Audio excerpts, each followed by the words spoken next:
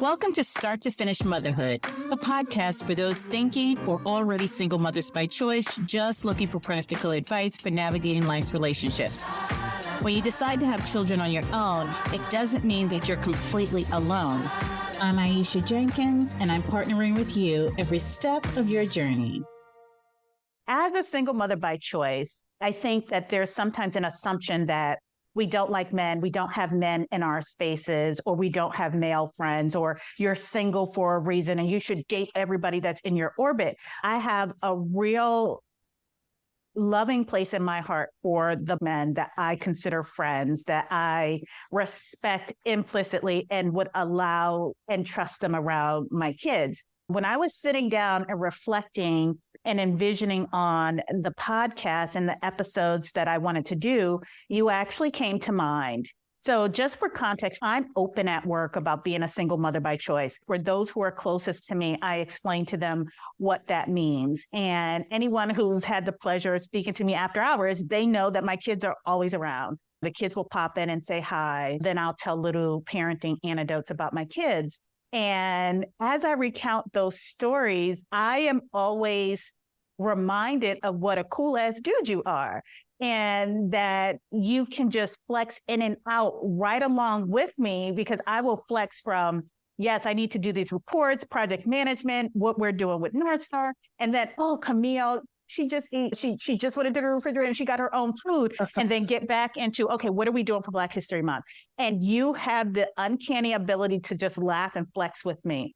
And that is something that is so priceless and I truly appreciate. And so when I think about the value of men to my own personal life, to the life of my girls, and to the life of women, I think of it in terms of abundance. I think of it in terms of positivity. So I want to welcome my friend Clinton to the podcast. And before I ask you to introduce yourself, I want to say to our audience, it's always been important to me to establish that Black men are important in the lives of all of our children.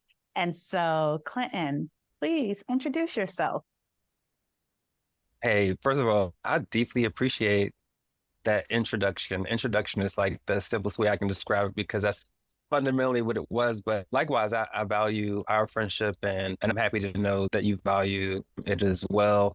I'm Clinton Johnson. I use he, him pronouns. I work in the geospatial industry, and I'm a co-founder with Aisha and some other folks of a nonprofit organization that focuses on Black representation and geography, GIS, and STEM fields that are related to geography in particular. I happen to be a parent as well, and an uncle. So, and just a firm believer that parents do an invaluable service to society. Without parents, we would stop, as a society. I have a deep appreciation for people who parent. That's, so, always do what you got to do, and work wraps around that, our activities wrap around that. Thank you. So, okay, tell us a little about your parenting situation. I'm going to segue into that because I did not know about your parenting situation.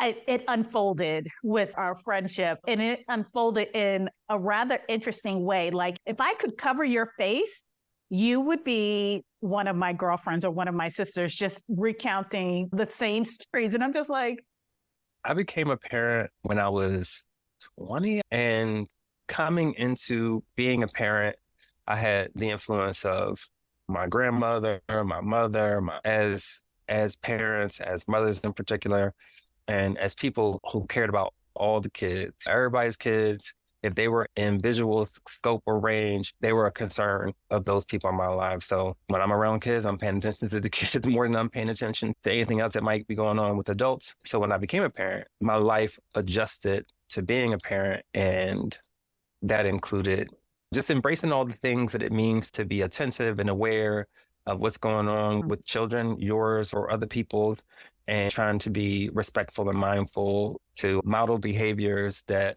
if kids were paying attention, they might inspire them to be positive contributors to society. And my work-life balance when I was a parent earlier on, maybe throughout the time that my son was growing up was horrendous because I had this intense overemphasis on trying to make sure that I was doing everything I could to provide resources that would set him up for the greatest level of success. That was from the gate, my thought process. I have to work harder. I've got to do more. I've got to make sure that I grow as fast as I can so that he has the best platform possible. That was like a thought I had when I was 2021, internalizing for myself what it meant to be a parent. And some of that is like, oh, it's not an 18-year job. Right. It's a lifetime experience. There's no cutoff point when you're no longer a parent. The relationship just constantly evolves. Because I could see that with my mother. I could see that with her and her sister and siblings. And I started to imagine what that would be like for myself. I feel like my folding into parent was like this overemphasis on providing financially, sort of morally, maybe. The idea was create a healthy contributor, positive contributor to society. Like that was the idea from the gate. So that's what I wanted to do. Yes. So take a step back. You are a single parent. I don't want to get too much into the whys and the how, but you raised your son as a single parent. I think that's an important distinction because being a single parent that is a father versus a single parent that is the mother. I think we talk a lot about the unexpected parent that shows up at the doctor's appointments or at the schools, or the unexpected parent who has to bow out of work engagements because you've got childcare or daycare pickup. So let's compare and contrast and talk about that. Yeah. If a meeting comes up that's outside of my time zone, I'm like, oh, can't make that meeting. Or if I'm in training and it coincides with daycare pickup, I tell people I have to pick up my kids, so I need to bow out. And people are pretty much okay with that. Has that been your experience? I was just talking to my son about this, and we've spoken about covering before. I always look younger than I am. That's been my experience. So when I was in my 20s, I looked like I was a teenager. And as a young Black man, who, so some people look like a teenager who had a child at work, it was a problem. It became more and more a problem for me as I moved closer and closer to tech, to enterprise level, as I was climbing up the ladder, particularly as a single parent. I was co-parenting with my son's mother. We used that language, co-parenting, but when he was growing up, there were times when he lived primarily with me and spent weekends with her, and that spanned a number of years, and then it would flip. But we always operate as if we are both 100% responsible for him. And I remember the first time when I got to the tech space, when I mentioned that I had a child, suddenly certain work opportunities started to disappear. People were making assumptions about what I would or wouldn't be available for. So I started to just not talk about being a parent at work, for the stigma around it and for how it was starting to show up impacting my career. Now my son is having a different experience. We were just now talking. He was saying how today in his field, when he's sharing that he's a parent because he's also married, people seem to appreciate that and think of that as an indicator of his stability. Yes. Right. And he is responsible and he is stable and he is focused on his family or whatever. I wasn't getting that experience. I wasn't getting that reaction when I would share with folks. When I would show up at doctor's appointments, sometimes people were still looking for mom or didn't believe I was the one to pick him up. When I would pick up my son from school, I mean, also because I look young, there were times in middle school when they would challenge whether or not I was his father. And I remember a time when they, is this your dad? You know, after grilling me, and I was like, go get him. Is this your dad? And he said, yeah. Are you sure? And I appreciate that they were trying to protect him. And another time when on his first day of high school, I walk him to school and he and I had a similar uniform for work. And I wasn't completely wearing mine that day. I had my blazer in the car or it was at work, but I had the shirt and a tie and he had everything on. I'm just walking him into the school and I'm leaving. And someone, an educator, just comes behind me, puts his arm around my shoulder, and he was like, where do you think you're going? Tomorrow, make sure that you show up prepared for school. I'm going to take you to the office where you have some spare jackets. And I'm like, no, I was dropping off my son. And anyway, those kind of situations. Now, when it has come to drop off and pick up and things like that, very often when he was younger, the the spaces that were available for us to send him to would have hours that just don't make sense with work responsibilities. Like Still your don't. summer program ends at 2:30 p.m. What am I supposed to do with that? Oh, well, I got to find a program that starts at about 2:30 p.m. as well. And then I got to go to the place, get them, take them to the next place. And we almost always used the pay for extra to drop off earlier, to pick up later. Yep. Before and after care. And yep. And there were times when, because of work commitments, I needed that. So I would show up sometimes. If the end point was 6 p.m., sometimes I was there at 6 p.m. I was never there at 6:01, but frequently I was there at 6 p.m. or 5:50, and he'd be the last child getting picked up, and he hated it. And I couldn't understand why he hated it so much. And then he explained in this one situation that the person who had to wait with him was saying negative things that made him feel bad. So I had to send a letter. We have to send letters sometimes. He hated that I sent a letter, but after I sent the letter, life was better for him. And they were very, responsive. We were paying for that service. That was their message too. I could probably still find this email. And we needed it, we needed it. And again, when I say we, like me, him and his mom, we needed that extra buffer.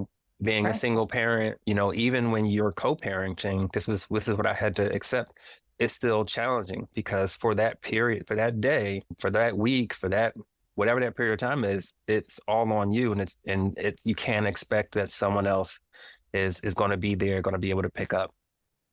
So now, just an aside, I know that this is a bone of contention in the single mother by choice space, that when people who are co-parenting or people who are divorced say, I felt like a single parent. And I think that this is an example of when it's just like in that moment, in those moments, you do feel as if the world is on your shoulder. There's nothing that says it has to be that way all the time. But in those moments when people are making judgments, when people are assuming certain things about your character and your parenting style, in that moment, you feel very seen, and you do feel as if you are a single parent, and that just happens. So can we just let people live?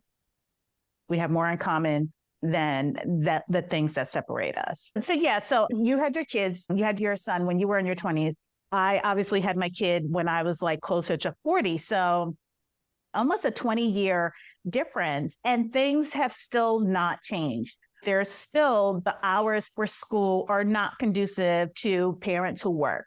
So we do have to pay for additional services like before and after care. The pandemic has halved that for me, in that I now feel like I have a little bit more wiggle room in the mornings to do school drop-off. So I save a little bit of money there. But last year, when I tried to do school drop-off and pick up, I think it nearly killed me. I was like, I love my kid and I love hearing about the end of her day and capturing her when it's fresh.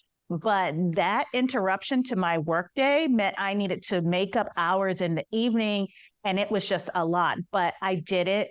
I got to enjoy the time with her, but we're back to our regular routine. Okay, so I don't want to get all into your business, but dating as a single parent is different than just dating as a single person. Can we talk about that a little bit and compare and contrast? I know for me now, all right, 20-year difference. I'm dating. So you just need to know at that point in time, when you're looking at my profile, I'm a single mom, right? And then that's it. Like you're going to hear kid noises in the background, and, that might work for some people. It doesn't work for some people. But as a single parent, I feel I have very specific needs in terms of dating. And I am very clear about what those needs are. And I'm okay walking away from situations where it's just not for me, but. Yeah. I'm terrible at it. I've always been terrible at it. I'll be honest about that. And for me, I didn't care as much because I decided I was parenting, good periods of time. And so that was a priority. That was the priority. And that also made things difficult, right? Because the picture we paint for children is that the person who's your ideal partner will be someone who puts you first, who sees you as the most important thing in their world or whatever. Yeah, well, that's not going to work for those of us who see ourselves as single parents who are, parenting. And sometimes I feel like there are these toxic patterns where people will follow that. They will think of their children as secondary, not just to their partner, their mate, but to the person who might become their partner or mate, who might also not, in those moments. So I never wanted any of that. So I was the kind of person who rarely dated around my son when he was growing up. As an adult, sometimes he hasn't really appreciated that, but I think his experience benefited from that because, I can't imagine, doing the thing where there's all the aunts, I guess, is what it would be, aunt this or aunt that. Like I definitely saw people whose kids had all these uncles or all these friends. Now these were, uncles or like who refer to dating. Yeah, how they introduce them to their kids initially. When they're introducing them early, when things are still developing, sometimes they'll say they're friend or they'll say, this is your aunt or your uncle, whatever, which is, to me, I don't disparage folks because it's a pattern. It's like people are trying to figure out, like, what am I going to do? How do I navigate this? And they see that pattern out there in the world and they're like, all right, well, I'll try that out. But when you create relationships with people and kids are people, you can't expect that these relationships just get torn apart if things don't work out with you or this other person. That's the thing I always dreaded just thinking about. Yeah. So also add this, that very often I felt like when I was trying to date, I was looking for other people who were also single parents so they could get that part, so they could understand that this potential partner as primacy kind of principle doesn't really work in practice when you're a parent. Yeah. So definitely a lot of things to relate to. Like as a single mom, what does dating look like? Look, dating is very expensive and very time consuming. That was one of the things that hit me the hardest. And the realization once I became a parent is that it's a lot more time, or maybe I'm just more aware of the time that things take. Now all of my time is not my own. Like you said, I have priorities in dating. And so when I was single, I did date men who had children. And I've also dated men who didn't have children. And I made adjustments. And I think it helped to have that firm boundary on what the situation was and how much time. Even before I had kids, I was cognizant of the impact that I could have on my partner's kids, right? And I took that responsibility very seriously. And so now that I consider dating as a single mom, it is like, who gets to be introduced to my kids and when? How do you navigate that? And the confusion of seeing PDA with your mom and your uncle is just mind-boggling to me. Like, I can't. How do you explain this?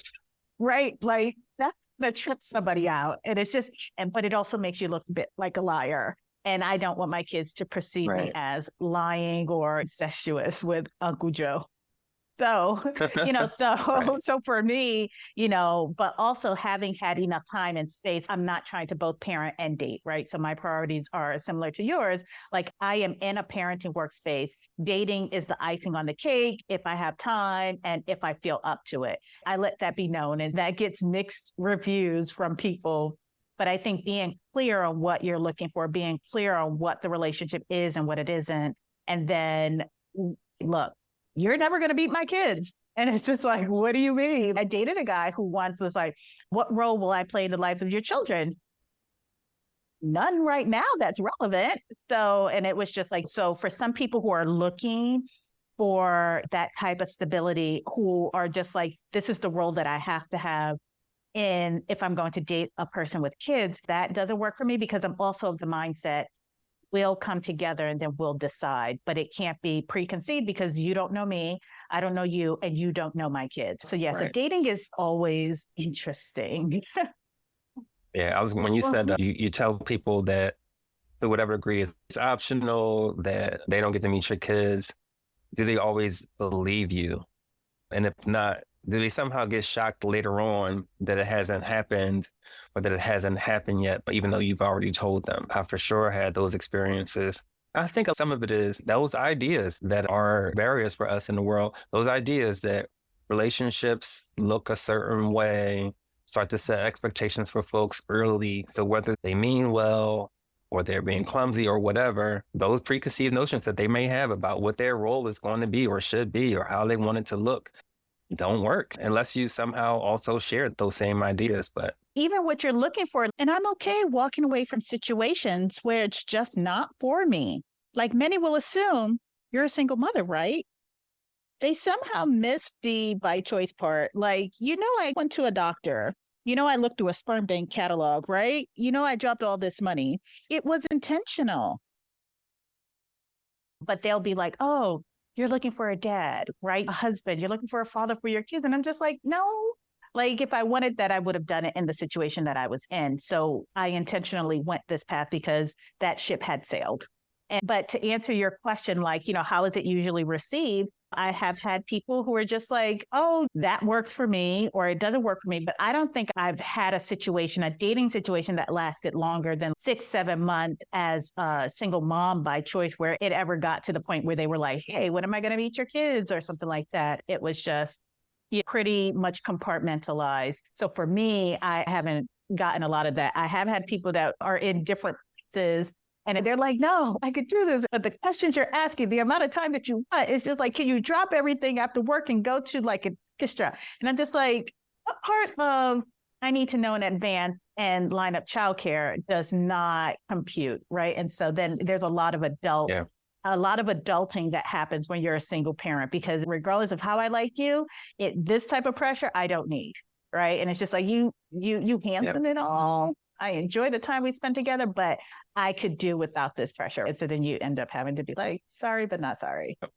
there was a point where I was also primary caregiver for my mom when she like first had something really strange happen with her as a consequence of her having diabetes. And my days were, picking up my son, go home, doing homework, making dinner for all of us, helping my mom with things, spend time with my son, and then chilling. And then sometimes I didn't have that break.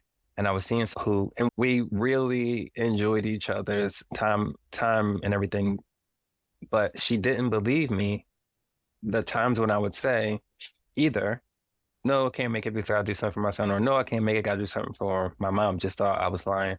And, she'll laugh about it today, but she sent me every form of missives, I guess, to break up for me. An email, a text, a phone call, left a voicemail, because it was very upsetting to her that I wasn't making time for her. Mm-hmm. And she was a single mother, which was always really interesting to me that she had those expectations now. And as the roles that we were playing in the relationship meant that I was the one traveling. I was the one coming to, I was the one, driving, maybe, like I was making all the moves in her direction.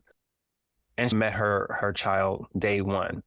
Mm-hmm. And, that it was cool, but it isn't a thing I would have done, right? As we're describing. But there's all, when we were growing up, there were all those movies. If there was a single parent in the movie, especially if she was white, then day one, there was a oops encounter with the kids or an intentional encounter with the kids, because you got to know about the kids. And then this falling in love with the kids, as if that was the thing that was always going to happen.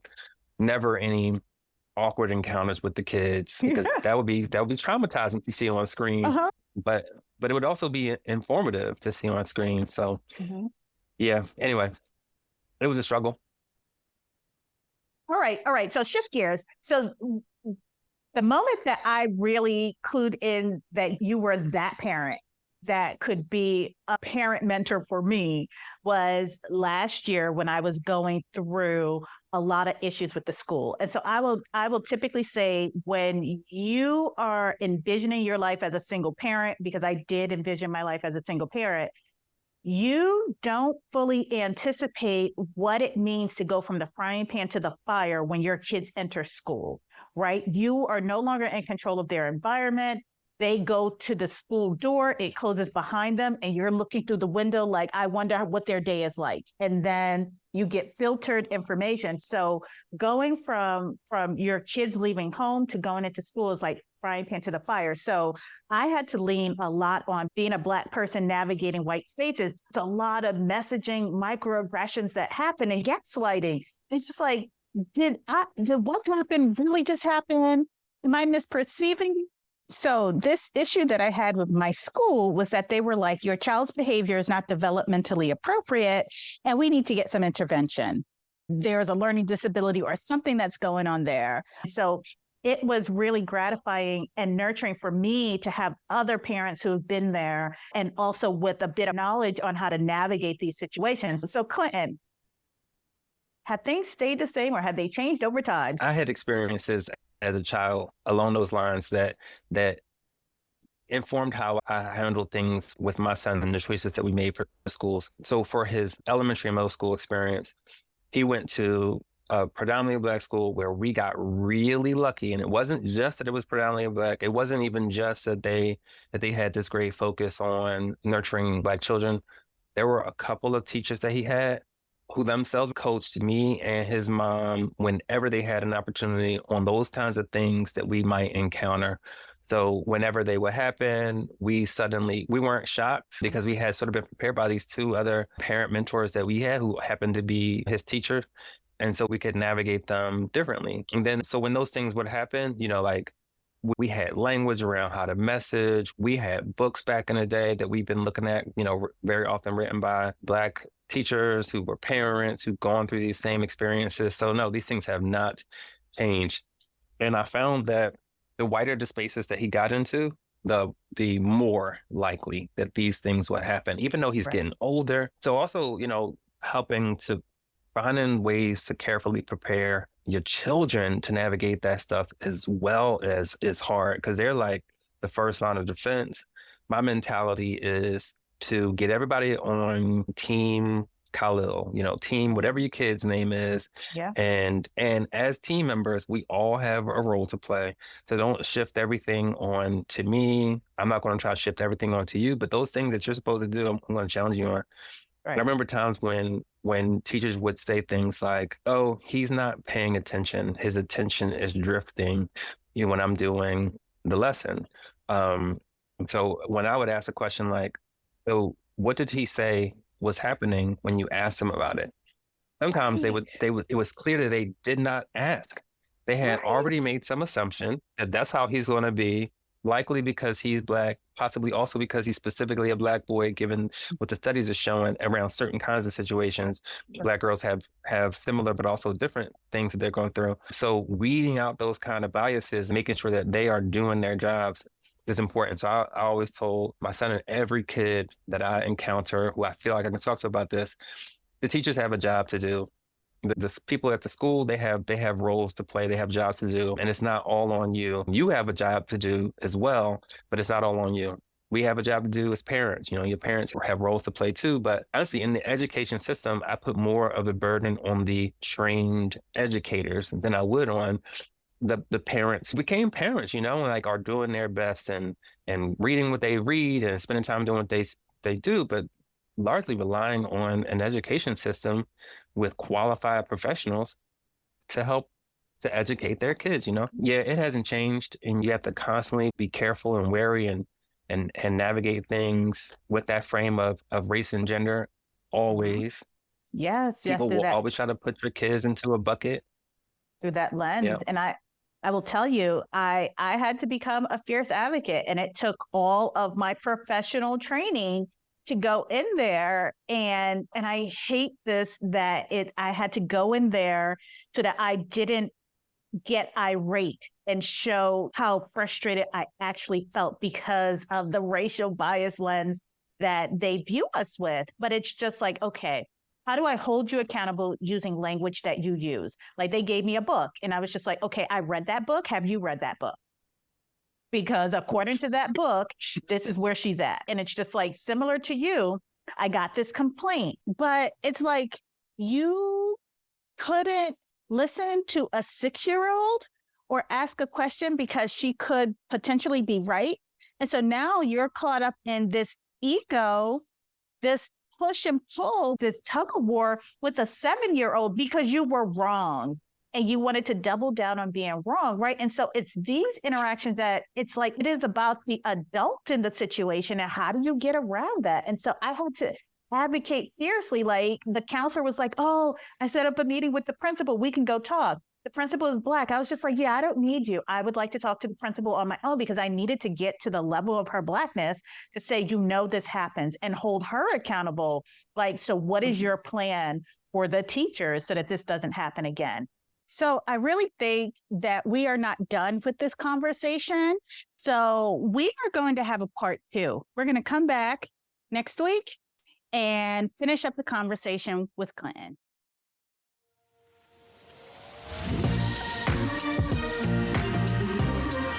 Thanks for listening to Start to Finish Motherhood with Aisha. If you want to keep the conversation going, follow Start to Finish Motherhood on Instagram, or email me at aisha@starttofinishmotherhood.com. If you love this episode, please share it with anyone who's thinking of becoming a single mother by choice, anyone who's already parenting as a single mother by choice and just looking for advice on navigating it all, or a friend or family member who's looking to support someone else's single mother by choice journey. Until next time, bye now.